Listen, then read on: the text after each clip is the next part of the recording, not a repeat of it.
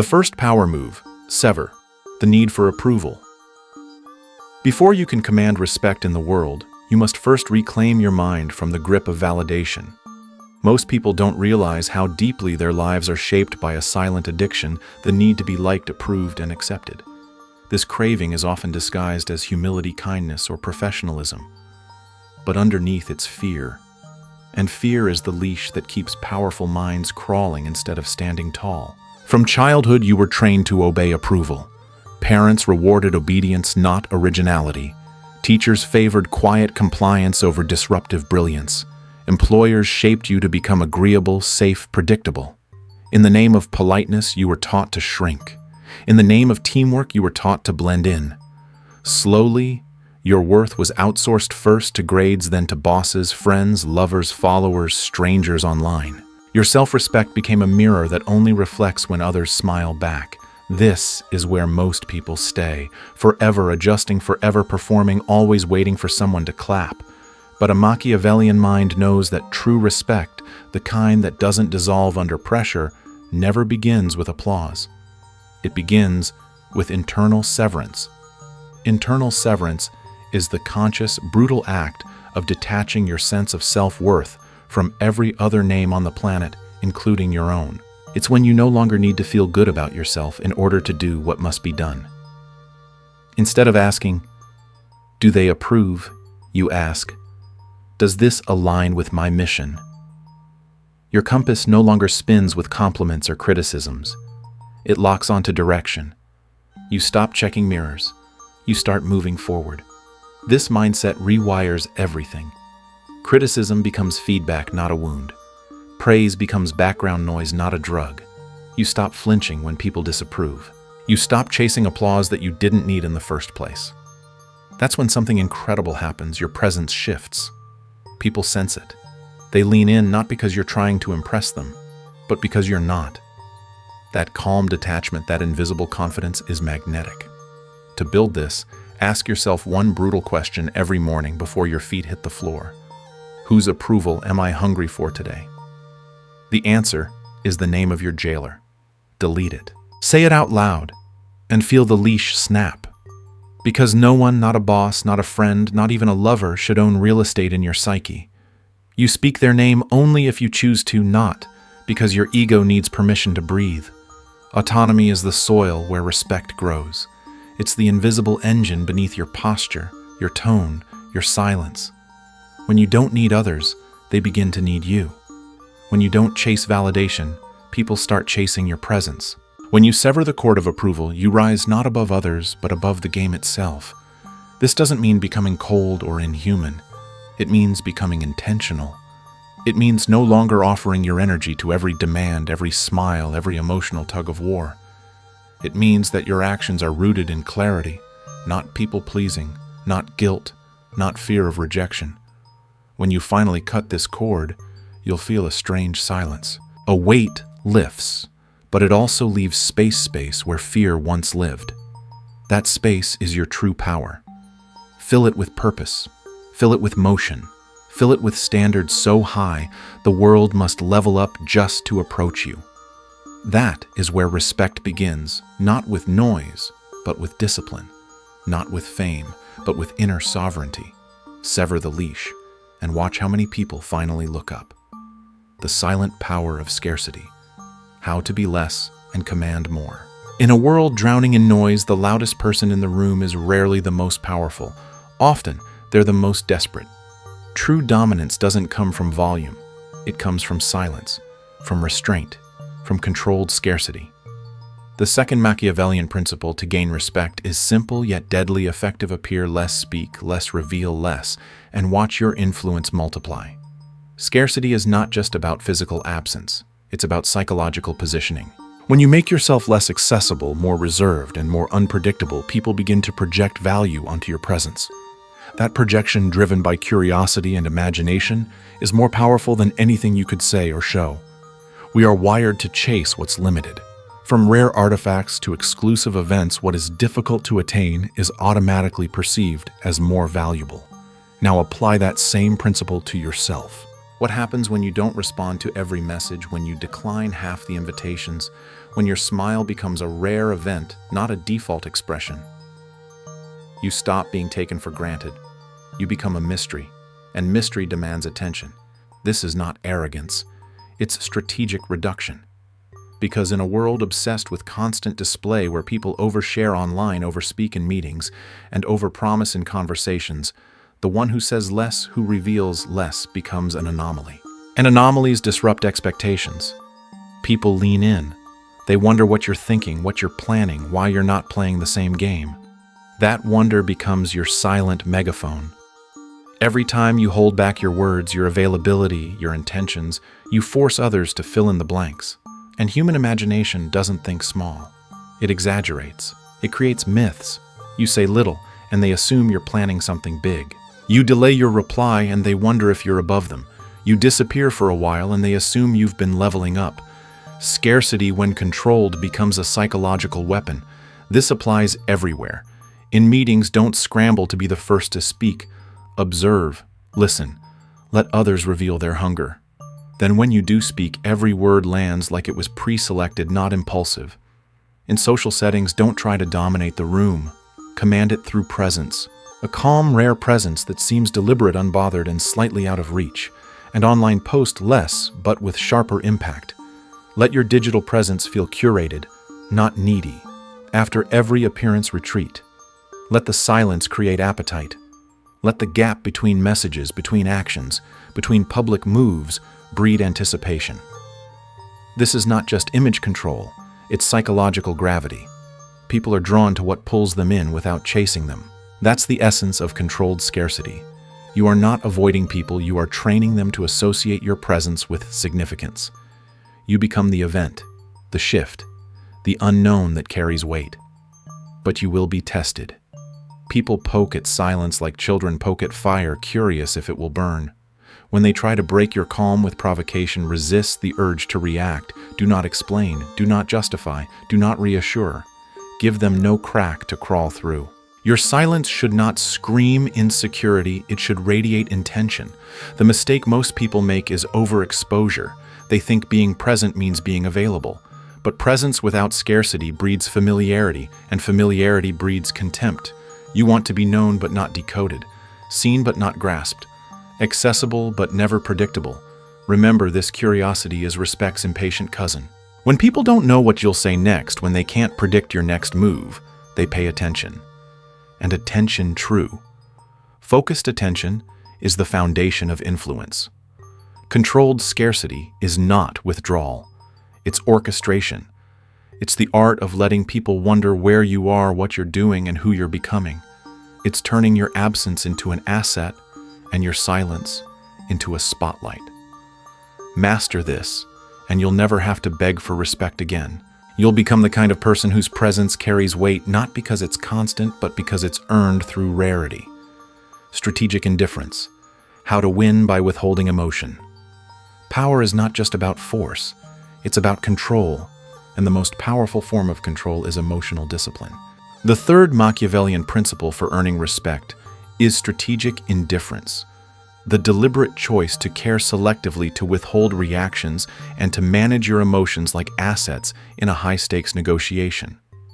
Not because you're heartless, but because you're precise. Because you understand that the one who stays calm while others unravel owns the battlefield. In today's world, people are emotionally impulsive. They react fast. They argue loudly. They get triggered by comments, opinions, and small slights. Every insult is an invitation to war. But the man who practices strategic indifference is different.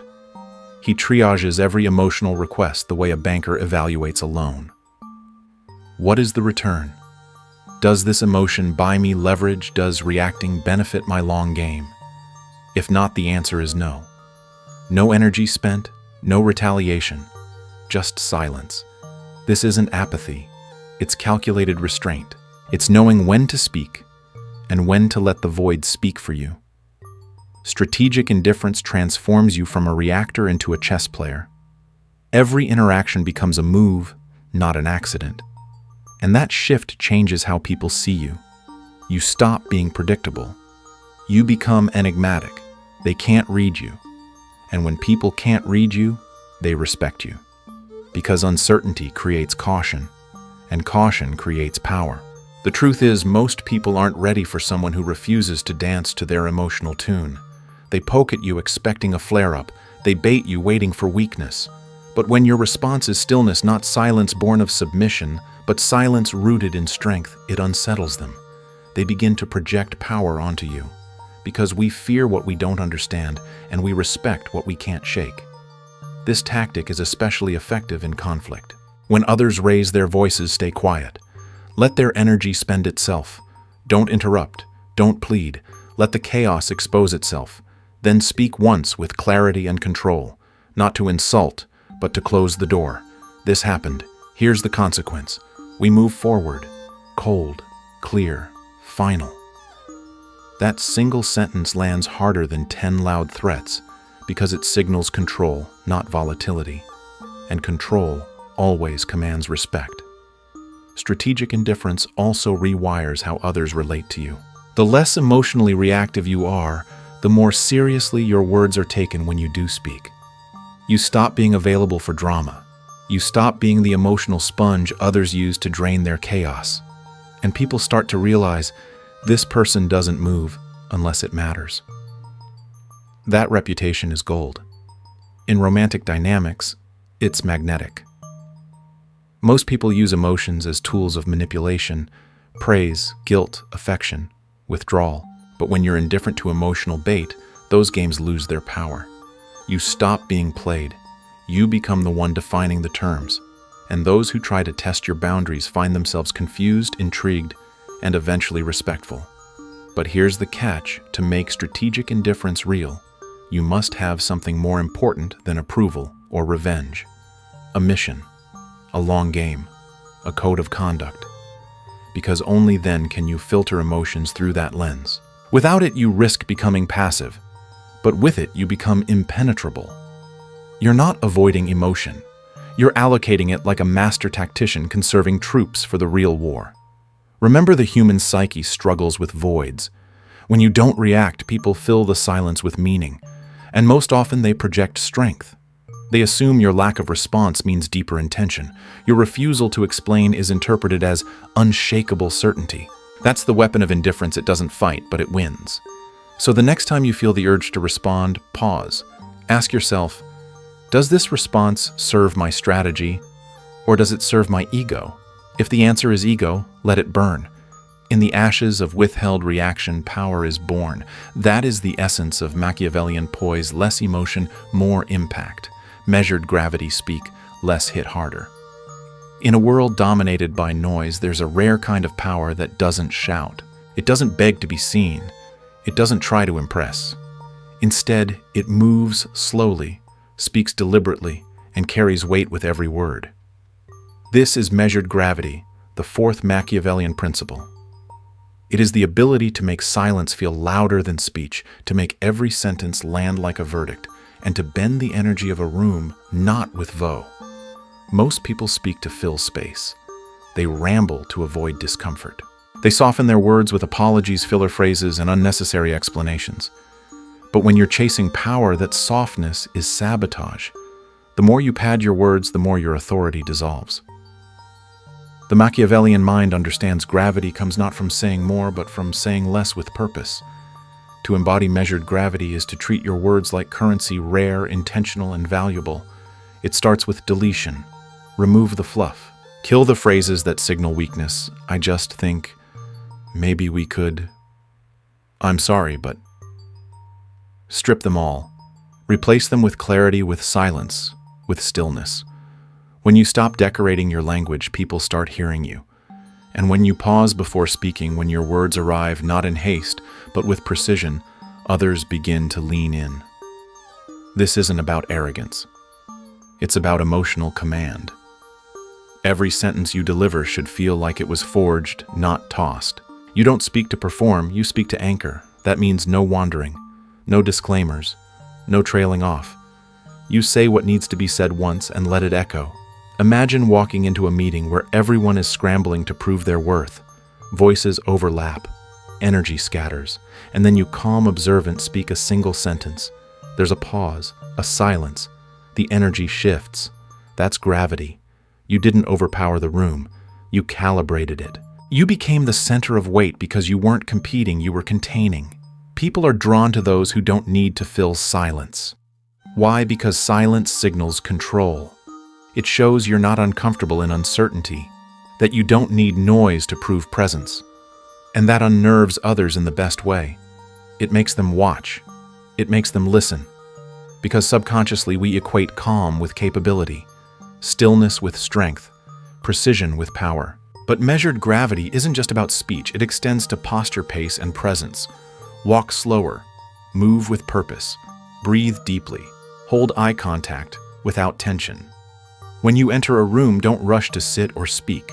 Let the atmosphere catch up to you. These microsignals bypass logic and go straight to the nervous system. People feel you before they understand why. And when you do speak, let it land. Let your words do the work. Speak with depth, not volume. With certainty, not performance. You'll notice something remarkable. People stop interrupting you. They wait. They anticipate. Because your cadence has trained them to expect value, not filler. Now, this doesn't mean you must be robotic or cold. You can still use warmth, humor, even vulnerability, but they must be chosen, not leaked. When every emotional note you strike is deliberate, you shape perception. You become not just a speaker, but a presence that alters the dynamic of every room you enter. And yes, you will be criticized.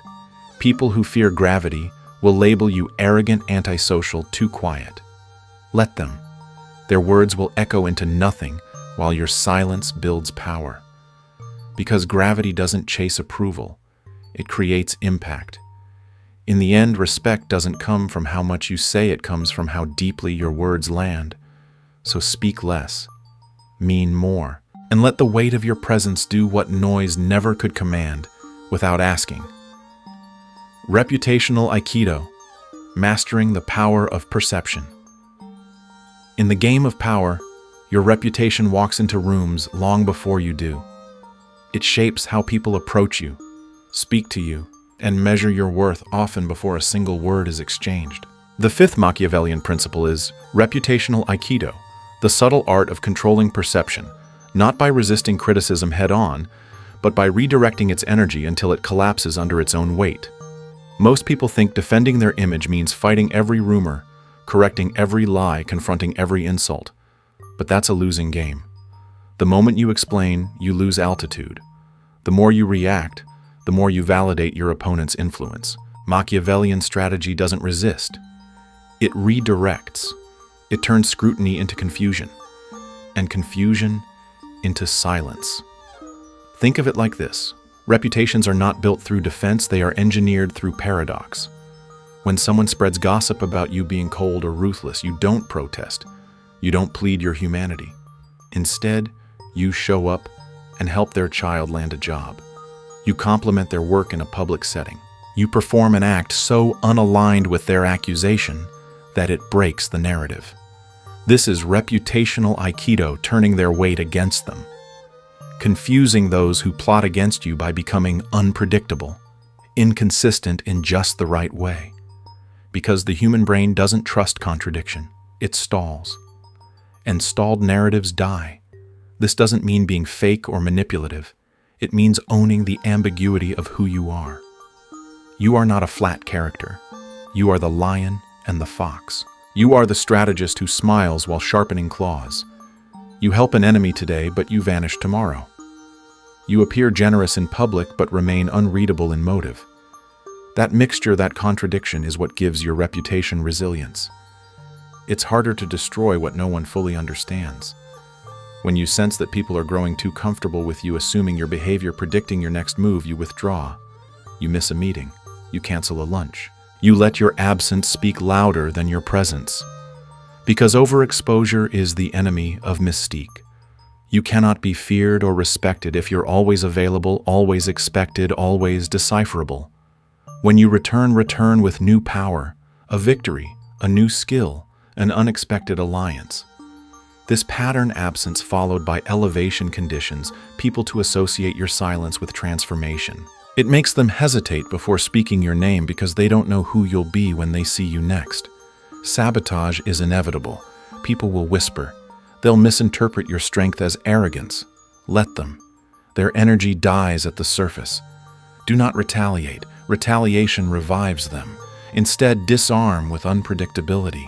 Compliment your critics. Reward the undeserving once. Shake the structure they thought they understood. Now they don't know where to strike. Confusion buys you time. Time creates detachment.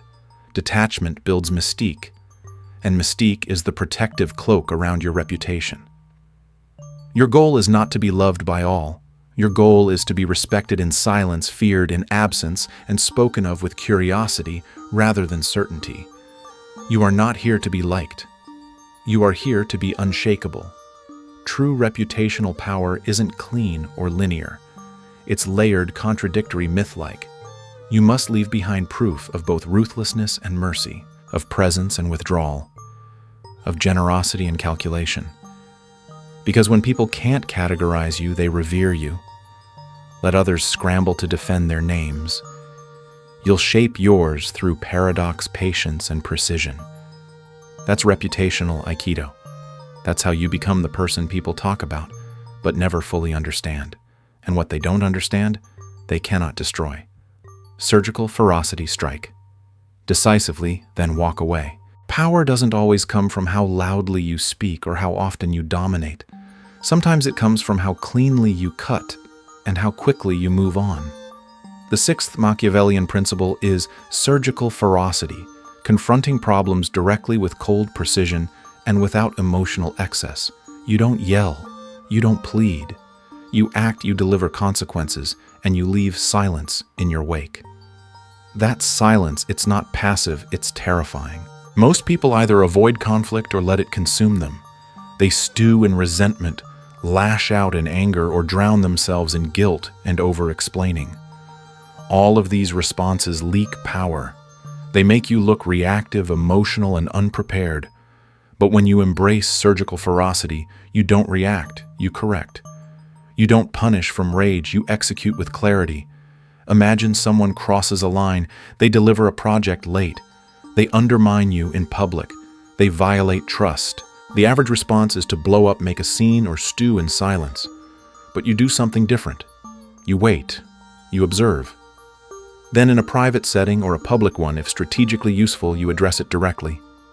The report was late. The client noticed. Next time it happens, the account will be reassigned. That's it. No insult, no raised voice, no need to moralize, just consequences. And the tone even, calm, unshakable. It's that calmness that instills fear, because it signals that you could have done more, but chose restraint. Restraint is the shadow of deeper power. It suggests you're capable of greater action but controlled enough to withhold it for now. Surgical ferocity isn't just about punishment, it's about message delivery. It communicates, I am watching, I am calculating, I act without warning, and I never repeat myself. That's how you establish boundaries without having to constantly reinforce them. You set the standard once. When it's crossed, the system corrects quickly, surgically, and without emotional ceremony. After the confrontation, you don't carry it forward. No cold shoulder, no drawn-out tension. You reset completely. You show that conflict is not personal, it's procedural. This cold reset is crucial. It shows that your leadership or presence is governed by structure, not ego. You are not vengeful. You are not easily provoked. But you are precise. And precision is frightening. People begin to understand something vital about you. There are no second warnings, no drawn-out negotiations. If they violate your expectations, the cost is immediate and proportionate, and then it's over. This clarity earns respect and fear, the useful kind. Not terror, but apprehension. They know not to test you twice. This is especially powerful in leadership, business, or any social dynamic where your time and energy are in high demand. You don't have time for repeated patterns. Surgical ferocity eliminates repeat offenders. It protects your standards without exhausting your emotions. And here's the deeper beauty: it protects your peace. When you address problems immediately and decisively, they don't fester. They don't become stories you replay in your head, building anger or guilt. You act, reset, and move on emotionally clean. But this style only works if it's consistent and fair. You cannot wield it with bias or ego. You must confront behavior, not identity. The moment your correction becomes personal, you've lost the high ground. But when it's delivered as a matter of structure, like gravity, like law, people adjust. So the next time someone tests your line, don't explode. Don't over-explain. Don't internalize. Strike with calm clarity. Deliver the consequence. Then go on as if nothing happened. That's surgical ferocity. It's how you build a reputation for discipline, control, and quiet danger. And that danger controlled cold and calm is what earns the respect others only beg for. Because the person who can confront without chaos becomes the one others fear to cross and silently respect the most. The power of financial opacity. Influence without exposure. In the arena of power, the moment people can measure you, they begin to manage you. When they know how much you make, how much you spend, what you flaunt, and what you fear losing, they begin to predict, and that prediction becomes a tool of manipulation. The seventh Machiavellian principle is financial opacity, the art of using your resources strategically while keeping your wealth or your struggle hidden behind a curtain of composure. We live in a time when everyone is broadcasting their lifestyle. Designer labels, expensive vacations, stock market wins, crypto gains. Look at me, success. It's all on display. But in Machiavellian thinking, transparency in money equals vulnerability. When people know too much about your finances, they start doing math. They start assessing leverage. They begin seeing your life as a negotiation table. And worse, they might start plotting your downfall out of envy or opportunity. Power, however, is maintained in mystery. The less people know, the more they assume. The less you explain, the more they imagine. And the imagination is a dangerous and incredibly useful thing to provoke. Financial opacity doesn't mean living like a monk. It doesn't mean hiding in shadows. It means never revealing the full playbook. You pay in full. You tip with calm generosity, but you never discuss how much you make. You don't brag about business wins. You don't gossip about salaries. If someone presses you, smile and redirect. Because even a deflection speaks volumes. It says, I don't need you to know, and you're not entitled to ask. This posture is powerful because it frames you as someone who isn't performing. Most people signal wealth to gain attention. But when you withhold information, it shifts the dynamic. You're not trying to impress. You're operating. You're moving quietly. That calm, calculated silence invites assumptions, and assumptions often exaggerate your position. That's leverage. People respect those who seem to have resources but don't flaunt them. They're intrigued by those who move efficiently without needing to show receipts.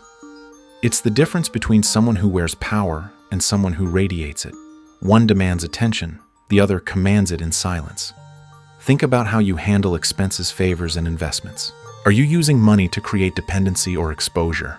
The goal isn't control through domination, it's influence through ambiguity. When someone owes you, don't remind them. Let their guilt speak louder than any invoice. When you invest in yourself, don't announce it. Let the results unfold quietly until they can't be ignored. This tactic also applies to business and leadership. When you run a team or a company, never let others fully understand your budget. Overshare less.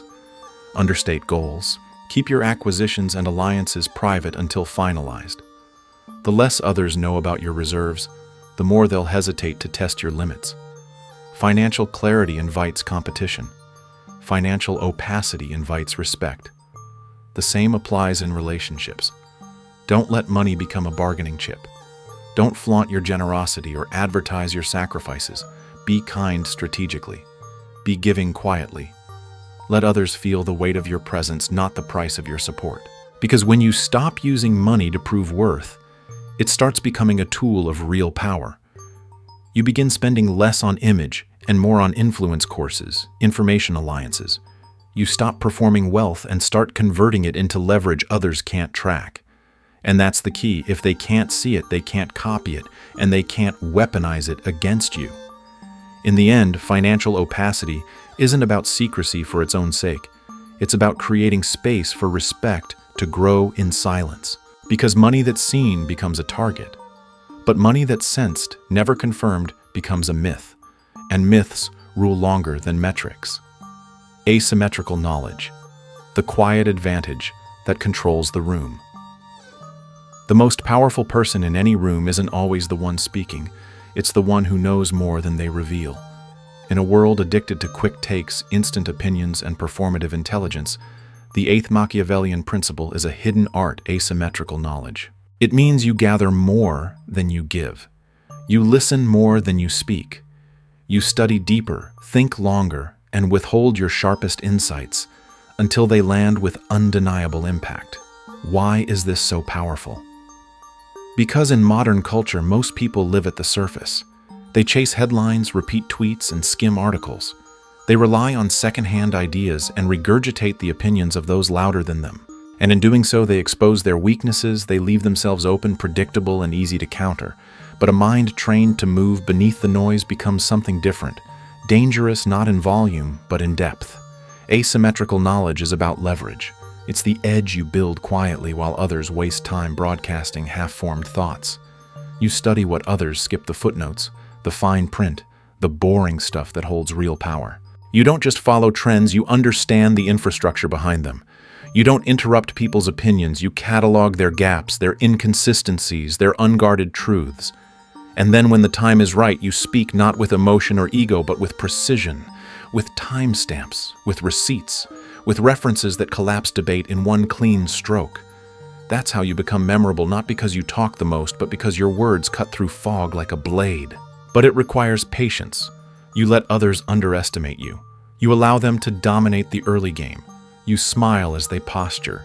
You nod as they parade their shallow insights. Because you're not there to compete for attention, you're there to own the narrative when it counts.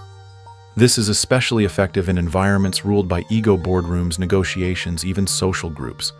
Let others fight for the mic. Let them mistake noise for dominance. Meanwhile, you're taking notes. You're mapping their blind spots.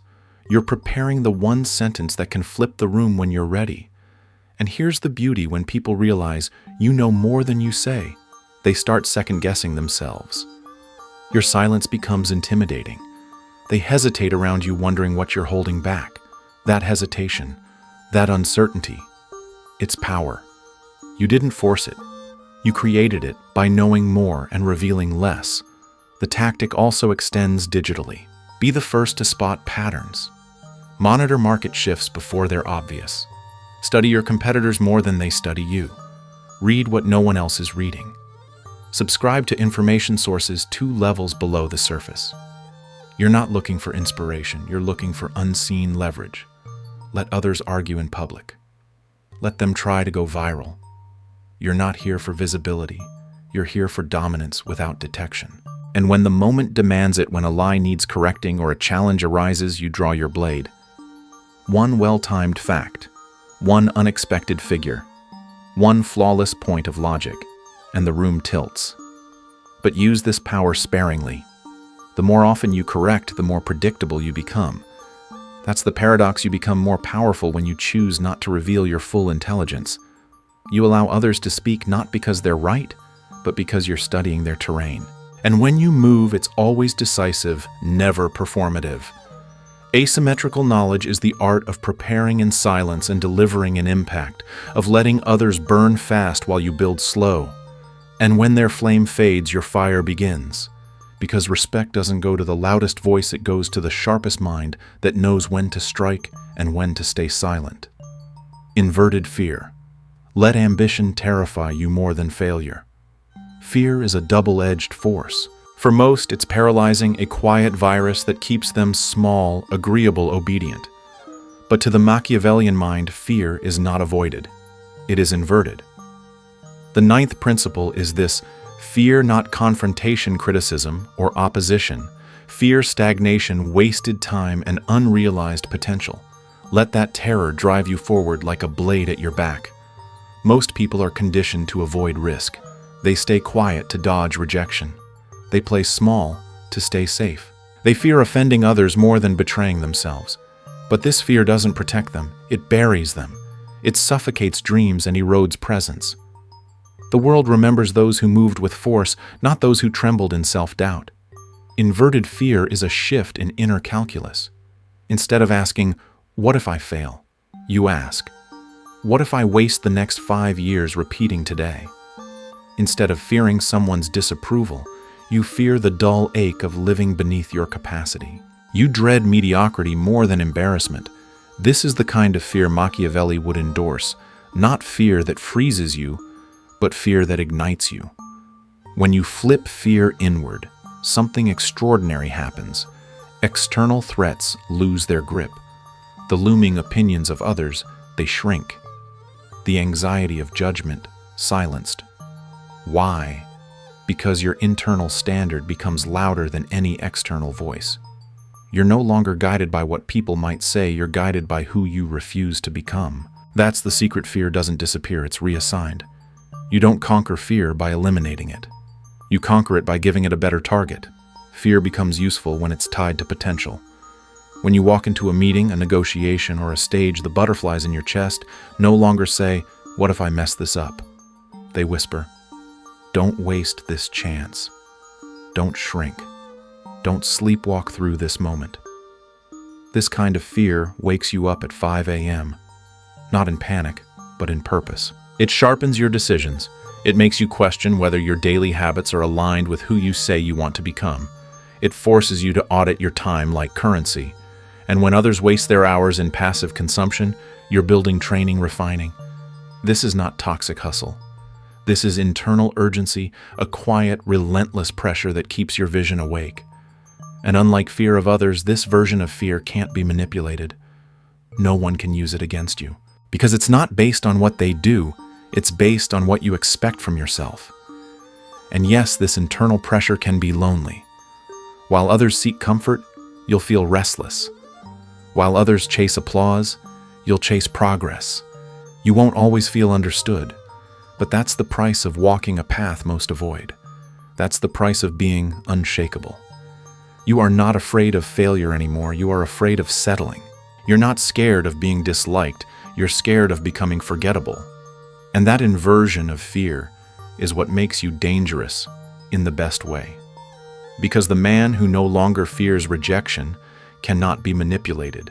The man who fears his own stagnation more than any enemy cannot be stalled. And the man who measures his days not in likes or praise but in progress becomes unstoppable. So invert your fear. Let your highest self haunt you. Let the thought of becoming average keep you uncomfortable. Let the shadow of your unfulfilled potential follow you into every room. And when others ask, "How are you so focused, so driven?" just smile. They won't understand that what truly terrifies you isn't failure. It's waking up in 5 years as the same version of yourself you were yesterday. That's the Machiavellian fear, and it's the kind that builds empires. Curated reflection. Build a circle that sharpens, not softens. Power is not forged in isolation. It's forged in fire, and often that fire must come from others. The 10th Machiavellian principle is curated reflection, the discipline of surrounding yourself not with comfort, but with confrontation. Not with cheerleaders, but with strategic minds that challenge your delusions, correct your blind spots, and sharpen your edge. Most people surround themselves with friends who agree, followers who praise, and peers who flatter. It feels good. It protects the ego. But that comfort comes with a hidden cost: blindness. When no one challenges your thinking, your ideas grow soft. Your strategies rot in echo chambers. And eventually your reality fractures because no one had the courage to tell you the truth before the world did. Machiavellian thinking demands a higher standard. You do not build your inner circle to make you feel good. You build it to make you better. This means handpicking a small council, 3 minds, maybe 4. People smarter than you in key areas. People who speak with clarity, not hesitation. People who are cold enough to offend you and loyal enough to never lie. These are not casual friends. They are your private mirrors. You don't meet them to talk about the weather. You meet them to dissect your strategy, your speech, your behavior. And when they say this plan smells of ego, you don't defend. You revise. You burn what's weak before it reaches the public. Because public failure is expensive, curated reflection is insurance. The process is brutal by design. You want honesty delivered without apology. Not cruelty, but clarity. You pay for it if necessary with favors, loyalty, even money. Because their feedback inoculates you against humiliation. Their insight prevents disaster. Their cold analysis is your warm-up before the real war. Think of it like a rehearsal. The actor who bleeds in rehearsal walks on stage unscarred. The general who trains with live rounds needs fewer bandages in battle. In the same way, your curated circle becomes your strategic gym. You fall there so you don't fall in front of the world. But this tactic only works if you accept one truth: you don't know everything. That means listening without ego. It means valuing discomfort. Most people collapse under criticism, but the Machiavellian mind feeds on it because it knows every correction is a shortcut to mastery. And curated reflection does more than prevent failure, it accelerates growth. When you're surrounded by minds who challenge you, you adapt faster. You evolve in weeks what would have taken years, because pressure builds diamonds, but only if it's directed. This doesn't mean abandoning your instincts. It means refining them. Your inner circle isn't there to run your life. It's there to sharpen your judgment. Like a swordsmith's whetstone, they don't change the blade, they perfect its edge. The key is privacy. These conversations don't happen in group chats or public forums. They happen behind closed doors, in private chambers over quiet coffee or late-night calls. There's no audience, just honesty. And that privacy builds trust. Because in a world obsessed with image, you now have a space for real feedback without the cost of reputation. People will notice the results. They'll see how your decisions become more calculated, your words more weighted, your presence more precise. They won't know where it came from, but you will. You'll know it was the result of deliberate sharpening, of choosing reflection that cuts deep enough to forge growth. So choose your counsel, vet them, test their honesty, reward their candor, and build rituals around it. Weekly conversations, brutal audits, tactical feedback loops. Treat it like a system, not a suggestion. Because in the end, the man who edits himself in silence becomes the one who never needs to be corrected in public. That's the art of curated reflection, and that's how you evolve from clever to unshakable. True power is engineered through discipline, not noise. In a world where visibility often masquerades as value, the deepest power lies not in how loudly you speak, but in how deliberately you move. The Machiavellian lessons explored here deliver one central truth. Respect is not given. It is built in silence, tested through conflict and sustained by strategy. The most successful people don't chase approval. They don't overexpose their thoughts or broadcast their wealth. Instead, they control what others see and, more importantly, what they don't. They engineer their presence with precision, speak only when it adds weight, and measure their reactions like investments. It's not about becoming cold. It's about being intentional. Your emotions, your time, your attention, these are currencies. Spend them like a strategist, not a people pleaser. In real life, this translates to simple but powerful shifts. Stop explaining yourself to those committed to misunderstanding you. Audit your inner circle. Choose people who sharpen you, not soften you. Let your silence breed curiosity and your absence hint at elevation. Speak less, but with more gravity. Invest in knowledge others overlook, and let your understanding speak through results, not announcements. Ultimately, the lesson is this: you don't need to be feared to earn respect, but you do need to become unshakable. That comes from mastering yourself first, from inverting fear into fuel, from trading comfort for clarity, and from building a reputation not with performance but with discipline.